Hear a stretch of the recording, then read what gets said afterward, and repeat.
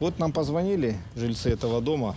Мы приехали поговорить, найти какие-то решения. Сразу сходу никому не удастся, наверное. Но то, что уже глава республики сам лично обратил на внимание, это уже радует на эту беду.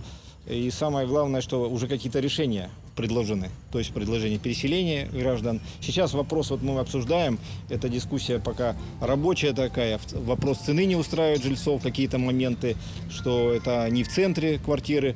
Но по опыту Народный фронт контролирует выполнение указа о ликвидации редкого аварийного жилья. И мы знаем, что по своему опыту, что не каждым предлагается такое быстрое решение, потому что сперва признается дом аварийным, а он стал аварийным, ну скажем, неожиданно так, для нас всех граждан, наверное, это все понимают. И внести в программу ветхого аварийного жилья эти деньги распределены уже не удастся, ну, чем ранее, чем на 2018 год. А зима, вот она на носу, людям где-то надо жить.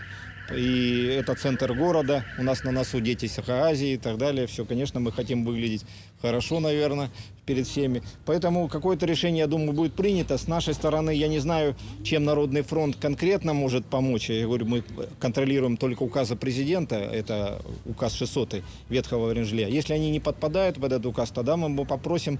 Единственное, что мы сможем, это посоветовать людям все-таки найти решение вот вокруг того, что предлагается. Это переселение в хороший дом. Мне сказали, где этот дом находится. Это хороший дом, это красивый дом. Но тут вопрос цены, доплаты. Не каждая семья может найти этот миллион. Одно из предложений может быть рассмотреть какое-то льготное ипотечное кредитование, людям помочь, чтобы они доплатили квадратные метры.